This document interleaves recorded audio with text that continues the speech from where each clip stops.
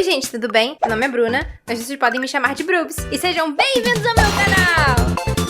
Antes de começar esse vídeo, não esqueça de clicar no like e, caso você goste, se inscrever no canal para mais histórias da minha vida.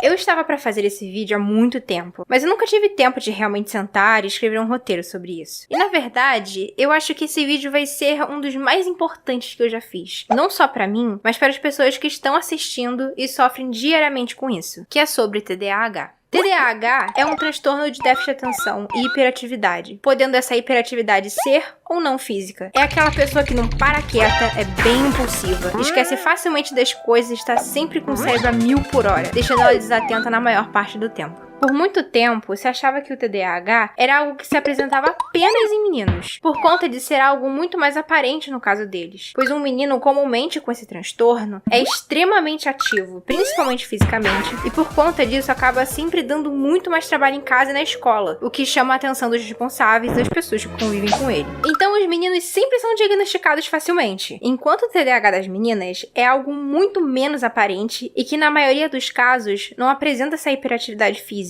e sim uma impulsividade na fala e de serem bem desatentas, o que dificulta o diagnóstico. E era exatamente assim que eu era, impulsiva, desatenta e hiperativa, de todas as formas possíveis. A minha mãe já tinha meio que reparado que eu era bem hiperativa, e ela até chegou a perguntar para as professoras se eu me comportava dessa forma na escola. A Bruna se comporta muito bem em sala, ela é meio desatenta, mas sempre participa de tudo e não dá muito trabalho. Você não tem noção do que é uma criança hiperativa. João, você não vai se jogar nessa estante! Mas aí é que tava. Em casa, eu era desatenta, impulsiva e hiperativa, fisicamente e mentalmente. Eu não parava quieta e não parava de falar um segundo. E eu era uma criança com hiperfoco muito forte. Hiperfoco é uma característica que pessoas com TDAH têm. É quando você tá tão focado em algo que nada te atrapalha. E sempre que eu estava brincando ou assistindo TV, eu não escutava mais nada. Você está 100% dedicado àquilo e o mundo pode explodir e você nem percebe. As horas passam e você nem vê. É como se você sentasse para ler um livro às 2 horas da tarde e quando você se dava conta, já tava de noite e você só percebeu isso porque te deu muita fome. A minha mãe me gritava em casa, me chamando, e eu não escutava. Eu só escutava quando ela vinha até mim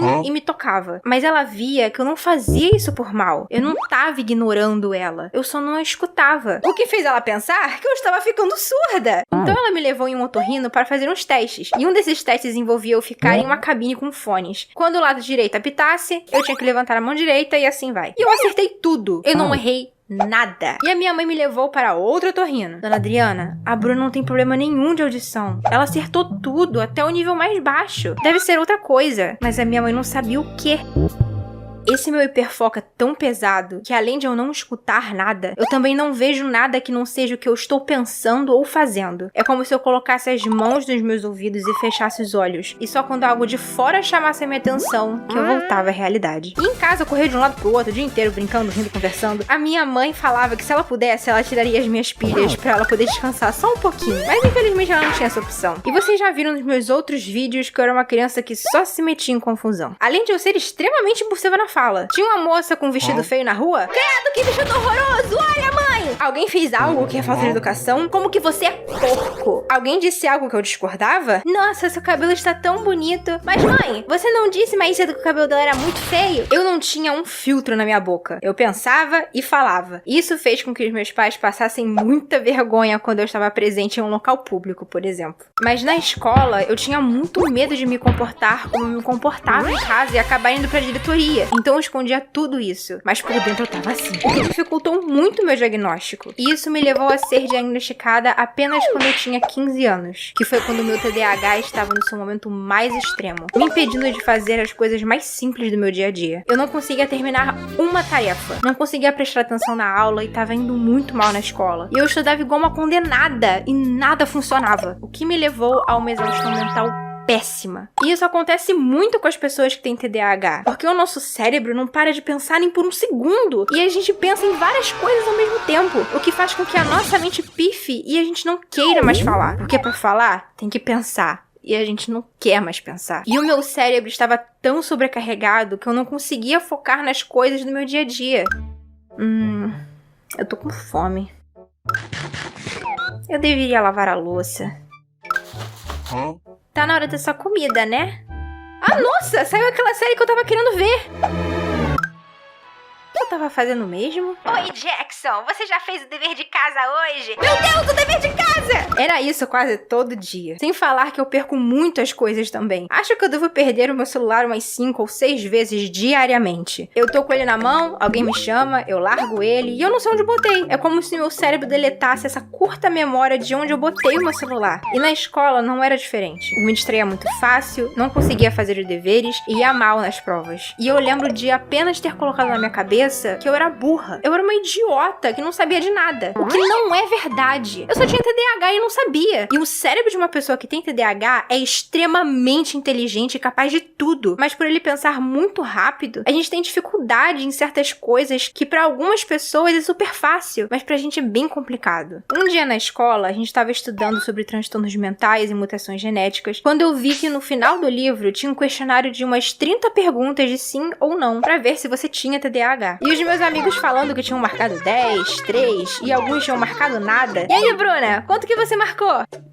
27. O que me chamou a atenção. E um dia, quando eu estava passando pela sala, eu vi uma reportagem falando sobre o TDAH e a Ritalina e eu me identifiquei horrores com aquilo. Mãe, compra esse remédio pra mim, eu acho que ele pode me ajudar na escola. E foi assim que minha mãe me colocou uma psicóloga, eu fui diagnosticada com TDAH. E nossa, como a minha vida melhorou. E gente, ninguém vira TDAH, a pessoa já é assim. É como o cérebro dela funciona. Eu até fiquei um tempo utilizando Ritalina todo dia pra ir pra escola, mas ao mesmo tempo que aquilo me fazia bem, também me fazia mal. Ao mesmo tempo que eu conseguia focar mais e tava indo melhor na escola, eu tinha dores de cabeça, tremedeiras e enjoo. Então eu decidi tomar a Ritalina apenas quando eu tinha provas e fiquei fazendo isso até o meu ensino médio. Só que mesmo assim, eu não me dei 100% com a medicação. Então a minha psicóloga e eu criamos uma forma de eu lidar com o meu TDAH diariamente sem ter que usar a Ritalina. E se você tem TDAH, eu espero que essas dicas que eu vou te dar agora te ajudem e melhorem a sua vida tanto quanto melhorou a minha. Dica número 1. Faça uma lista sempre que você precisar levar muita coisa com você. Um grande exemplo disso são viagens. Eu ia pegar minha escova de dente, eu via minha toalha, largava a escova e levava a toalha comigo. E adivinha? Tinha que comprar uma na viagem. Então, o que eu te aconselho é pegar um pedaço de papel e ir andando pelo seu quarto e seu banheiro, anotando o que você precisa para essa viagem. E assim que você for montar a sua mala, não pule linhas. Vai de linha em linha e quando você colocar o treco na mala, você risca ela. Se for algo que você deve usar antes da viagem e não tem como colocar na mala ainda, tipo um carregador, circule na lista para te chamar a atenção de que ela ainda não foi colocada na mala. E assim que você guardar, é só cortar. Dica número 2. Se você perde muitos objetos, faça a regra dos 3 toques. Na grande maioria das vezes eu perco meu telefone e os meus óculos, por exemplo. Eu largo eles e não sei onde eu botei. Então toda vez que você for largar algum objeto que você perde fácil, faça isso. Tá aqui, tá aqui, tá aqui. Isso faz com que a sua memória de onde você largou aquele objeto seja maior e mais clara. E aí você não perde mais esse objeto com tanta frequência. Dica número 3. Se você é alguém que mexe muito as pernas, cruze elas. Isso vai impedir que elas se movam livremente e vai diminuir os movimentos para não ficar tão aparente. Dica número 4. Se você não está conseguindo focar, largue o que você está fazendo, vai dar uma volta e depois tente de novo. Se tem uma coisa que eu aprendi na marra, foi isso. Não adianta você ficar forçando a sua cabeça a completar aquela tarefa que você, no momento, não está conseguindo fazer. Ao invés de você cansar ainda mais o seu cérebro e se estressar com isso, levanta, vai beber uma água, vai assistir uns 2 episódios da sua série favorita, toma um banho e depois você senta e tenta de novo. Isso funciona muito na grande maioria das vezes. Porque você também vai ter que lidar com o fato de que um dia o seu cérebro vai falar: hoje eu não estou disponível. E você não vai poder fazer absolutamente nada sobre isso. E tá tudo bem. Isso só não pode virar algo corriqueiro. Então você tem que se policiar. E lembre-se, você não é burro. Você não é idiota. Não deixem as pessoas te descreverem dessa forma. Você é muito mais do que isso. Você é inteligente pra caramba. Você tem dificuldades em algumas coisas e tá tudo bem. Não tem nada de errado nisso. E nossa, como eu tenho ódio dessas pessoas que fazem um conteúdo falando sobre TDAH e taxa as pessoas que têm isso como se elas fossem lesadas. Fica fazendo essa cara pra interpretar uma situação. E isso faz com que esse transtorno, algumas vezes não seja levada a sério, porque o pessoal só vai ver isso. Uma pessoa que não presta atenção em nada e parece que tem um cérebro de um esquilo. Por favor, não façam isso. Às vezes as situações que passamos por ter TDAH podem até ser engraçadas, mas não tem o porquê de você retratar dessa forma. Ter TDAH não é um defeito, não é um jeito de ser, é apenas como o nosso cérebro funciona. E eu não entendo como que tem gente que entrega esse conteúdo como sendo apenas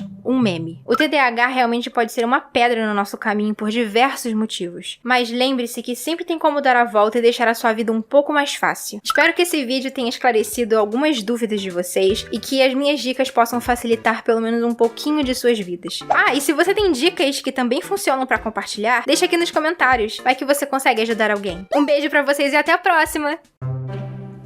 Obrigada por assistir até aqui.